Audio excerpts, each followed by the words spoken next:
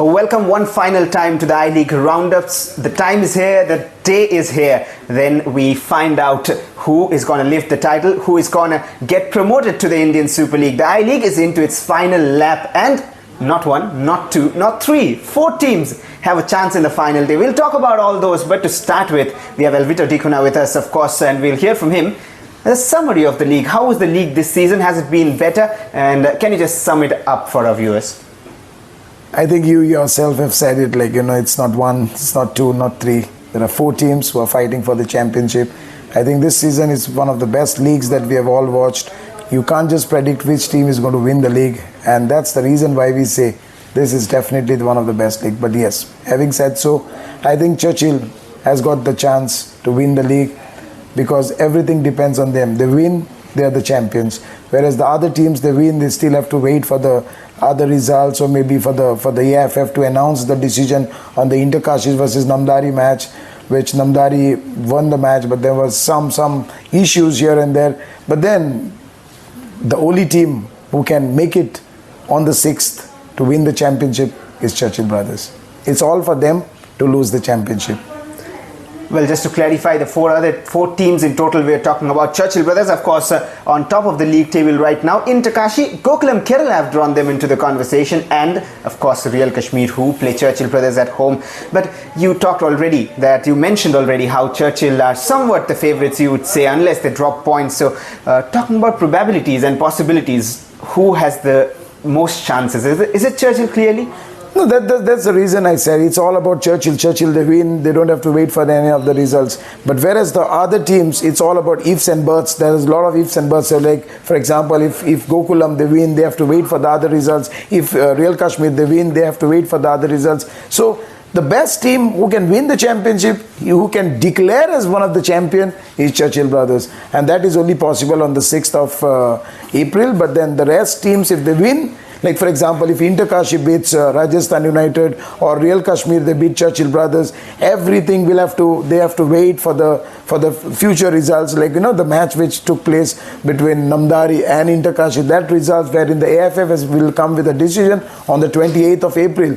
So till then it's going to be a long wait for all the clubs, not knowing who's going to ultimately be the champion. But then, as I said, so Churchill, they're definitely as the clear favorites to win the championship. But let's not forget, winning in Srinagar is never an easy task. There is a reason you mentioned that, really.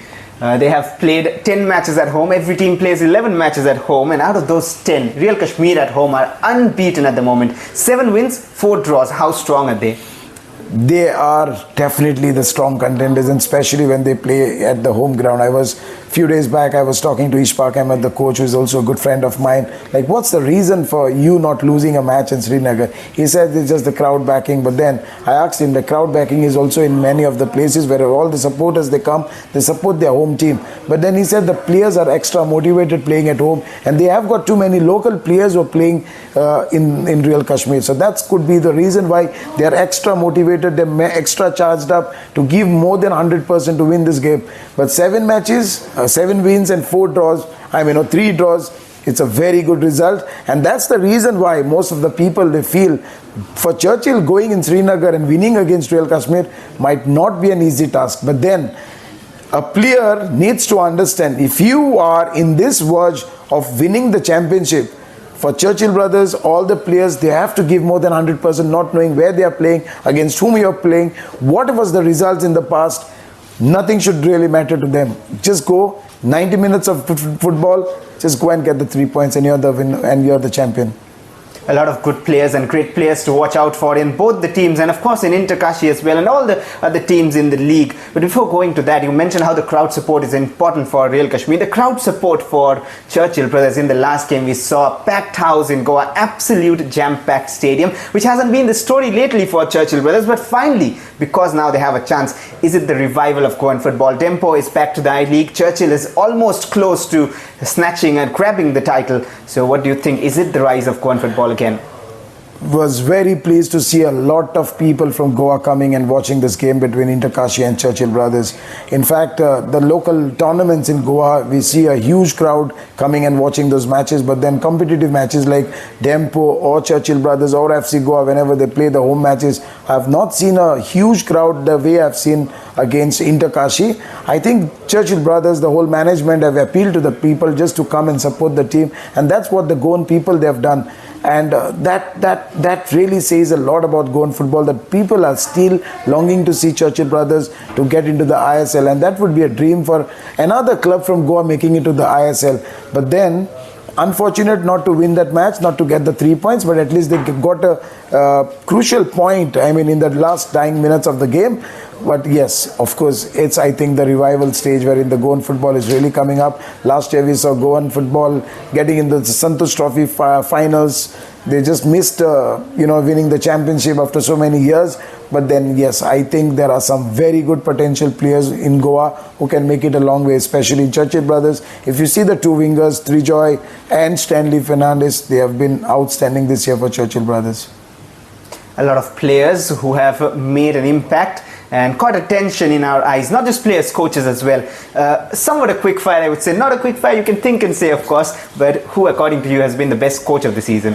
See, there are a lot of coaches who have really performed well. Like in Namdari, we have got Halpreet, another Indian guy who is a local lad. In fact, Ishfaq Ahmed have been superb with Real Kashmir. We have been spoken about him in the past. Of course, Antonio Habas, definitely one of the best coaches who have been a great successful coach in the Indian Super League, coaching Interkashi. Also have a chance to win the championship. But if you ask me, I think it's Dimitrios, the coach of Churchill Brothers, who have really performed well from the beginning of the season, because 5 matches they played, the away matches, collecting 10, 11 points was never an easy task. And he managed the team so well. So there are a couple of matches where they could not win, but so the same situation was with the other clubs like Interkashi or Real Kashmir or Rajasthan United. But then yes, if you ask me, I think Dimitrios was the best coach in the I-League this season. Of course, and he's used his players well, he has rotated his squad and also been a very passionate manager. But who has been the best players this season from defense to attack? See, there are a lot of players who have really caught my eyes. I mean, I was really impressed to see them, but then it's all about them to make the right decision, signing the right clubs, because a lot of players, they get, grabbed with those attention from most of the clubs, not knowing where they have to go, how much playing time will they get. But then, obviously, there are few players, Ramrata from Churchill Brothers, who plays as the left back. He has got a very good future, who can make it a long way. Along with him, Ramsanga has also been outstanding this season. Tulunga have been good. But definitely an experienced lad who has played for the national team, Edmund, have also been fantastic for Interkashi. His goals at the crucial moments have been really crucial for Interkashi.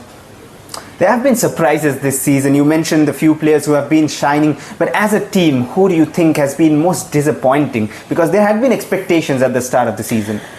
Yes, the disappointing team, I would say, is Srinidhi Deccan, because the way they have started after coming into the I-League in the last 2 seasons, both the time they finished as the second best team in the I-League.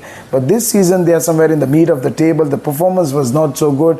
They had a good team, if you ask me. They had a solid team who could compete as one of the contenders to win the I-League. But somehow some things might have gone wrong here and there. Maybe too much of injury problems, maybe changes of coaches, and that's the reason why there was a downfall in the team.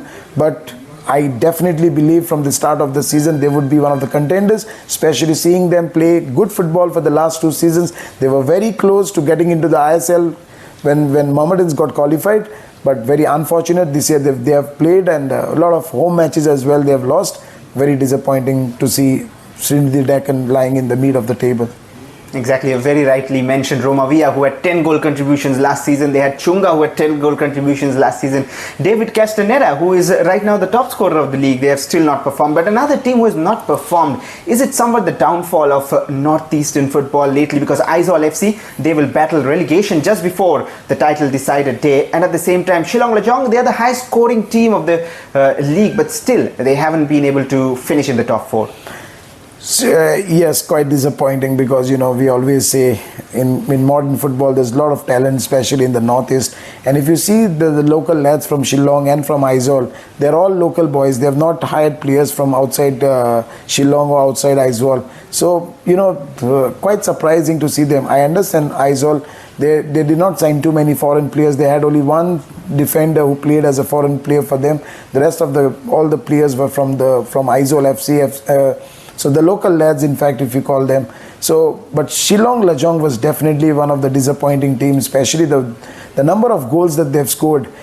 It's very sad to see a team scoring so many goals and not being in the top bracket of the league. So quite disappointing. So I think it's all because the defense was not impact. They have not played as a team, and especially the way they had played against East Bengal in the Durand Cup when they beat them by 2-1. Everybody expected Shillong Lajong to be one of the contenders to win the I-League this season, but very unfortunate not to see them as one of the best teams.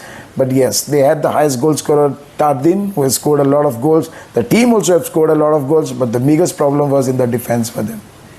And even after having a good defense individually, Daniel Gonzalez, Ronnie Wilson, all of them have been impressive, but they couldn't as a team hold on to their defensive shape at times. But we're coming to the ending phase of the league. Of course, one more match week remaining here. We'll get to all those equations here for the 4 teams to win the title. Before that, one last question, Alvito. You have a very dear mate, you mentioned, Ishfaq Ahmed, who is in charge of Real Kashmir. He has a chance to go grab the title. In Kashmir, a final day victory against the ones who you said has the most possibility, Churchill Brothers. If you ask me, I would love to see an Indian coach win the I-League. So obviously, right now among the 4 teams, it's Ishfaq Ahmed's team, Real Kashmir, who has a very good chance to win the league. But then still, if he managed to get a win against Churchill Brothers at home, he will still have to wait for the other results. He will have to wait for the confirmation from the AIFF what decision they come with on the match between Inter-Kashi and Namdari. But then, yes, of course, who would not want to see an Indian coach leave the I-League? And that would definitely be a dream for him as well as the whole Real Kashmir who has been dreaming high. And definitely, I think they have been consistent. I would never say they're lucky team to win the I-League. But yes, I'm very happy for Ishfaq Ahmed and his team. The way he has managed to get some good results, especially when they came to play against Inter-Kashi. They beat them here at home. They beat Gokulam at home, which is never an easy task, especially a team from the hills, which, like the weather conditions don't really suit them, especially when you go and play in Goa or in Calcutta or in Kerala. But then they still manage to get some good positive results. And I think he's also one of the contenders to win the league this season. Last but not the least, the chances for Inter-Kashi, and what's the equation for them right now? So we all know the equations. Firstly, they need to win this game. If they want to keep some chances to win the I-League, they have to win the game. Not thinking what the results will happen between the match Churchill Brothers and in Real Kashmir or Gokulam versus Dempo. Or, they should not be thinking about those results. All they need to do is you just go play against Rajasthan at home. You've got the crowd backing, just go get the 3 points, and maybe AFF is going to come with a decision.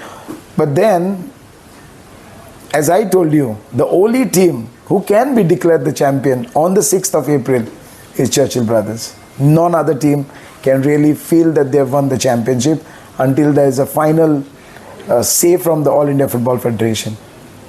Well, indeed. So, Churchill Brothers, Inter-Kashi, Gokulam Kerala, Real Kashmir. All of them have a chance, but for the other 3, they look towards Churchill Brothers to drop points, and all those 3 matches, probably as we're hearing, might just kick off at the same time on the final day. So keep watching to find out the winners. A wonderful league coming to an end. We'll soon find out who gets their hand on the trophy.